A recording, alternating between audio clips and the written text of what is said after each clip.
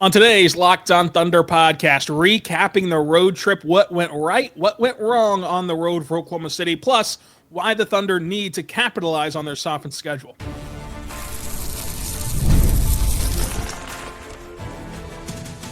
You are Locked On Thunder, your daily Oklahoma City Thunder podcast, part of the Locked On Podcast Network, your team every day. Let's get it going on the Locked On Thunder podcast, on the Locked On Podcast Network, your teams every day. Thank you so much for making us your first listen every single morning, every single day. We're here for you, talking Thunder basketball. Your next listen, check out Locked On NBA, where we have two shows on that feed, NBA Game Nights, recapping all the action from the night before. You can find me there on Saturday, and our midday show with the bigger picture NBA talk. On today's show, we're diving into the Thunder's road trip. We're looking ahead to their upcoming schedule and everything in between. It's a Monday. We're recording this with Michael Martin on Michael Martin Monday. Michael, how you feeling today? Feeling good. Happy for the team to be back, even if it's just for one game here before they're back on the road. But it'll be exciting to see the team in person again. Yeah, it's going to be great to get out there against the Utah Jazz, where the Thunder are 15-point favorites against Utah after the injury reports have came out. So it's great for their NBA Cup lives as they need a win. They also need some point differential. We'll get to that game coming up. But Michael, you and I last talked about this road trip, and we were talking about how it was a daunting stretch where you're playing Sacramento, you're playing the Warriors, the Lakers, and the Rockets. They get through that 4-game stretch with a 3-1 record. What most stood out to you about this road trip? Probably just the way they got a couple of these wins. Like we mentioned that I think before this was the idea was try to get out with 3-1. That's what they did. I got my prediction right of them losing the Rockets. I'd rather be wrong about that, rather they go 4-0. But just the way they got some of these wins where Sacramento is a really solid team who's given the Thunder problems in the past, and they just went over there and just blitzed them. OKC did. And Shae looked great, Hartenstein looked great. And you get down to more of the West Coast side of it with the Lakers and the Warriors. Those games, like the Warriors were undermanned, but then you have J-Dub going out with that eye injury. But those were two games, despite, I guess, if you looked at like the roster matchup, that came down really, really close and were some really gutsy wins. And you talk about the free throw differential that we always mention. Those things aside, I think those are two massive wins that I think sort of could have been a coin flip in a lot of ways. Yeah, I think that whenever you look at this stretch, I know it ends in a bad loss to Houston in the sense of down the stretch, you felt like there were opportunities for the Thunder to get that win, especially once they wrestled away and got an 8-point lead in the third quarter. It didn't come to pass, but for the majority of this road trip, it was the Thunder winning in the clutch, buckling down defensively, just squeezing out teams, most notably in Golden State and in Los Angeles. And then they did get over that bugaboo of having lost to the Kings and having won in Sacramento in almost 2,000 days. So that was an impressive win for OKC. I just think that overall, there's a lot more positive to take away from this road trip than negative, but there were still some things that the Thunder, of course, have to clean up. And that's where you appreciate a stretch like that, where you still come out on top record-wise. Like you didn't go 0-4, you didn't go 1-3. Like you still came out on top. But in each of those games, both wins and losses, you were put in situations that really stress test you and really allow you to grow as a team. And this young Thunder team needs it. Yeah, like I mentioned before, we predicted they'd go 3-1, 4-0. And just because that's sort of predicted or expected doesn't mean you can't be thrilled or enjoy that happened. Like, just because that's something that we saw down the line, it was just like, hopefully this is ideal, this is what we think is going to happen. When you have the context of the actual games, I think that really changes things. Then going back a few weeks, whenever they lost to the Mavericks, I know that we talked right after that, it feels similar with this Houston loss of just who the loss is to really stings more than anything. It was an irritating loss and a frustrating game for like 95% of the game. It felt like pulling teeth. But I think more than anything, it just comes down to who was the other team across from them, because I feel like if they had this exact same loss, start to finish, foul trouble and everything against Sacramento, and flip that where they beat Houston like they beat Sacramento, we wouldn't be talking about it like this.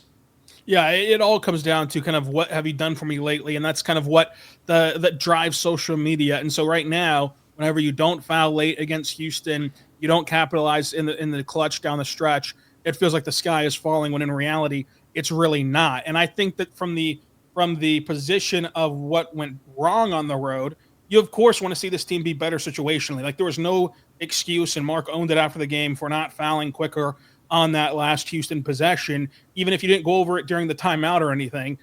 You do have a whole slew of assistant coaches there who could bark out the foul in an environment that is pretty sleepy on the road in Houston. It's not as though you're playing and it's just deafening. You could have commanded a foul quicker, and that would have extended the game. And I think that was really their most egregious mistake on the road.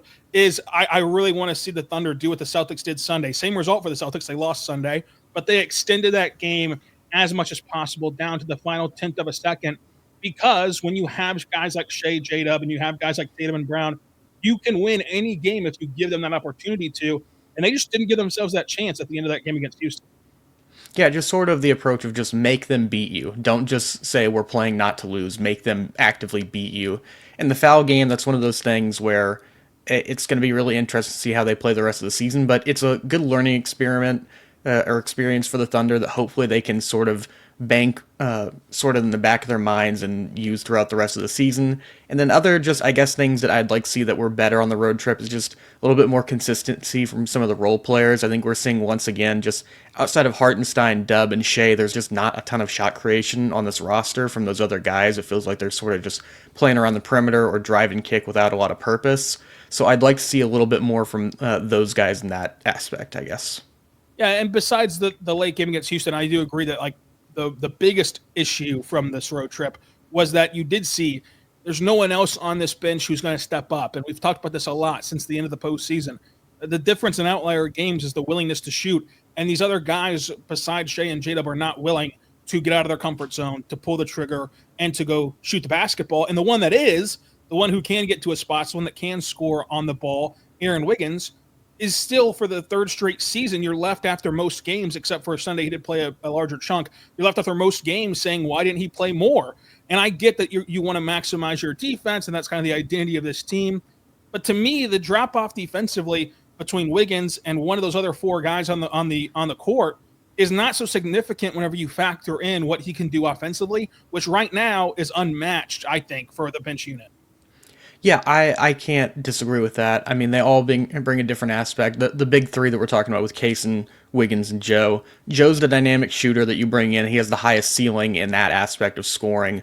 Wiggins can kind of do the most things in the middle. And then Case, and I feel like outside of the start of the season, just based on what we know in the past, kind of brings the best of both worlds, quoting Hannah Montana, the defense, offense sort of aspect of he can shoot, he can do stuff off the dribble, but Wiggins brings some extra size that both those guys can't really provide at all. So it's going to be interesting to see what they do, but we've been on the Wiggins bandwagon for a number of years now. I have a philosophy of there's never been a time where I've been watching a Thunder game where I'm like, man, Aaron Wiggins is in this way too much. He was playing way too many minutes, so more Wiggins the better. The more Wiggins, the better. They went 3-1 on the road trip. I think that is a huge win for the roster, even if it ended sourly. But to make this a win, they have to TCB in these next three games. We'll talk about those coming up.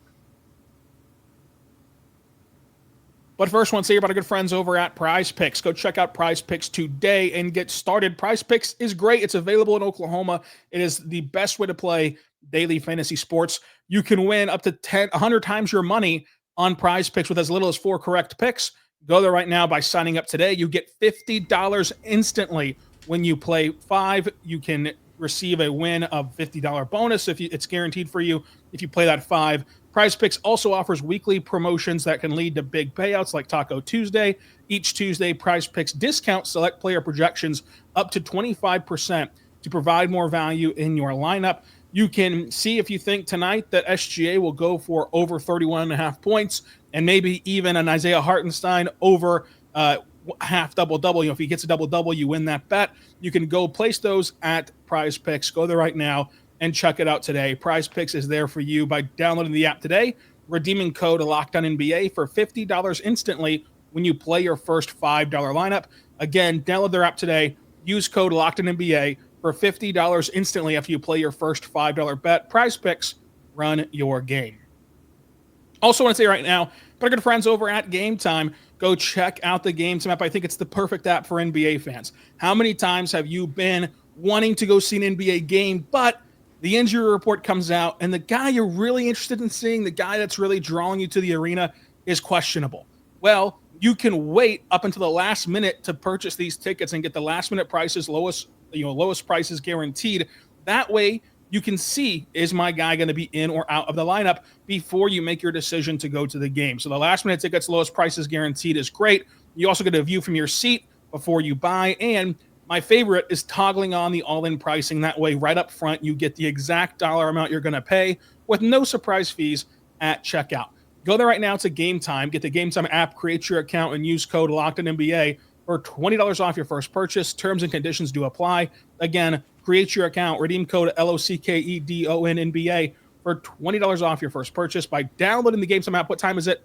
It's game time.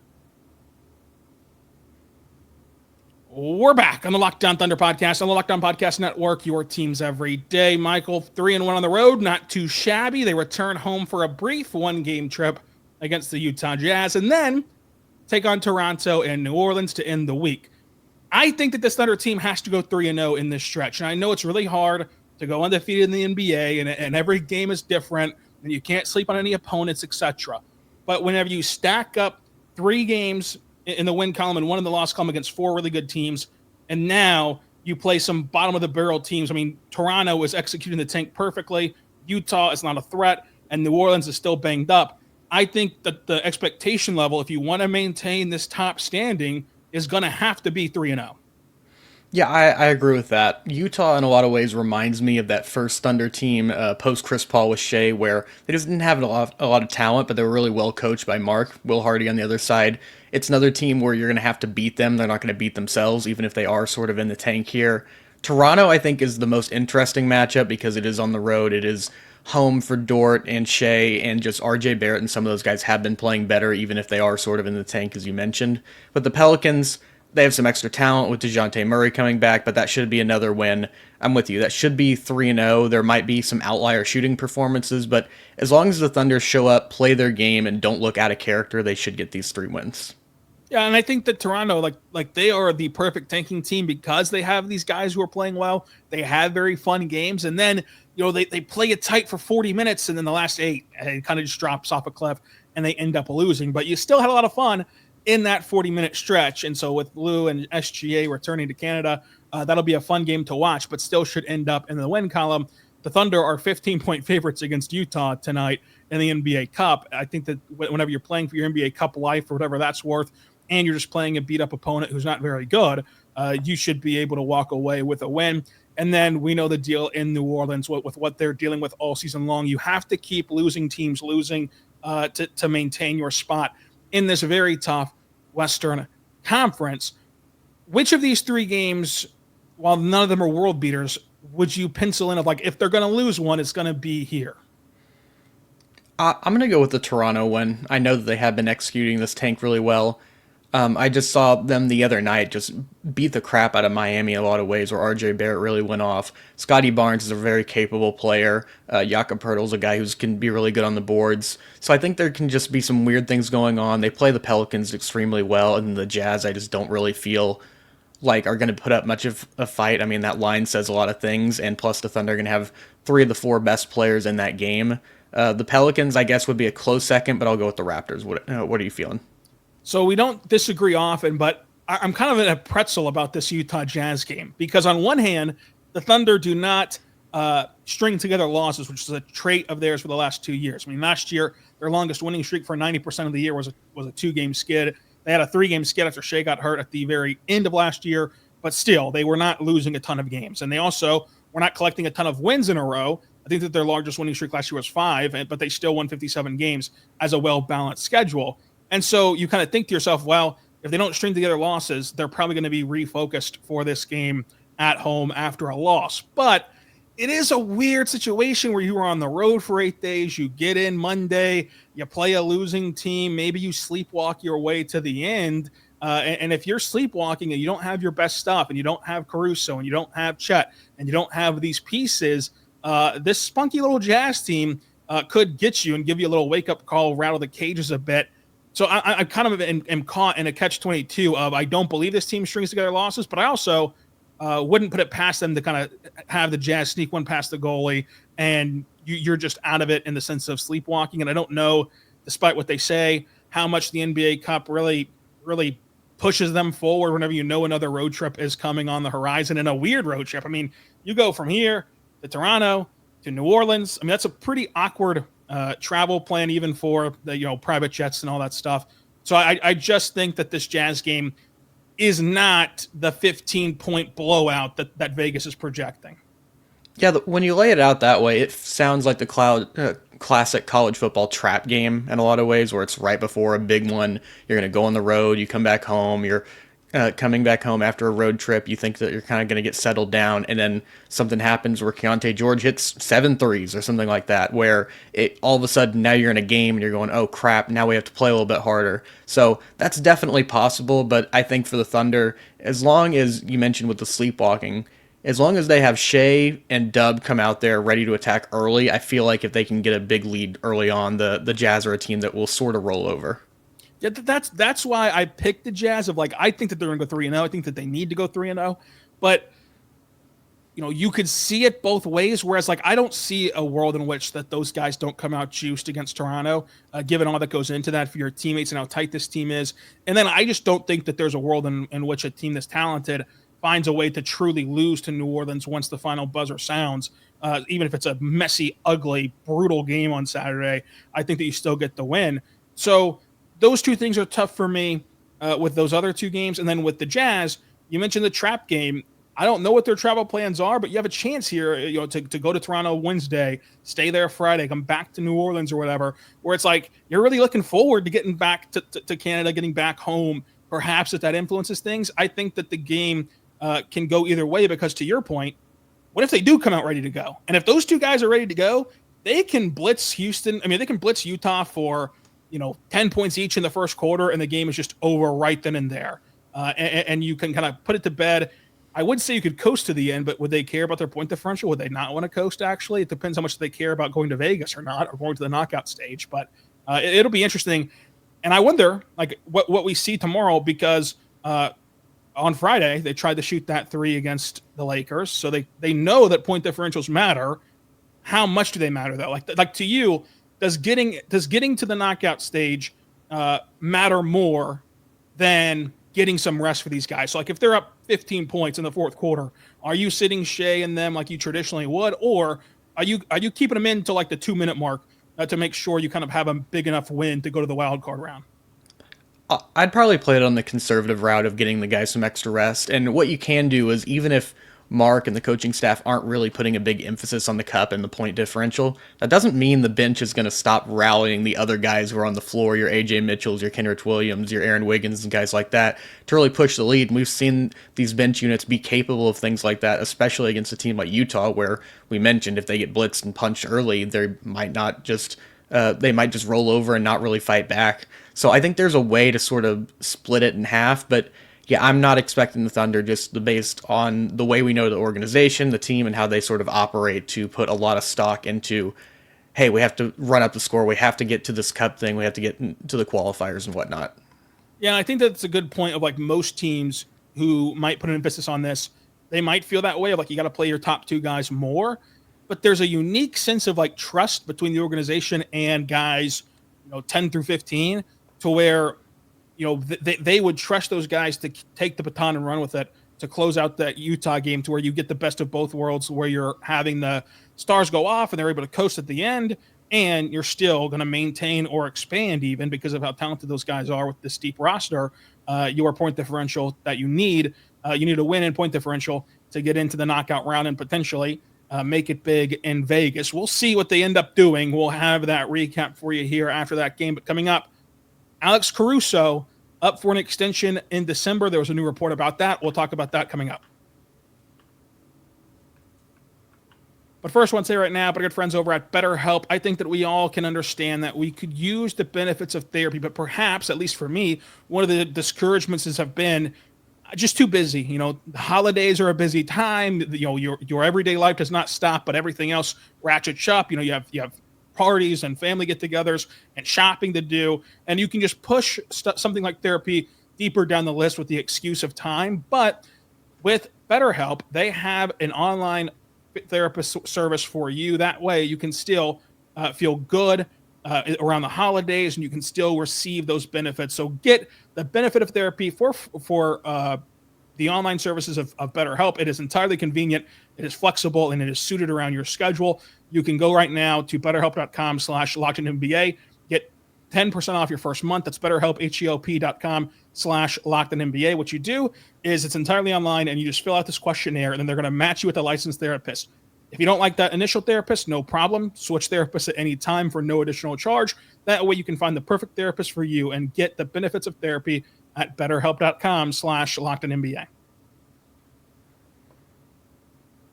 We're back on the Locked On Thunder podcast, on the Locked On Podcast Network, your teams every day. Thank you so much for making us your first listen.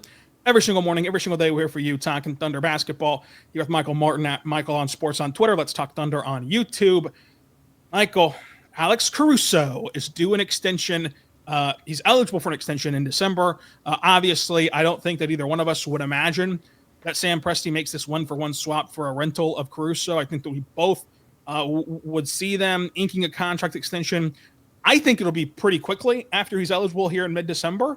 Where do you gauge the idea of a Caruso extension?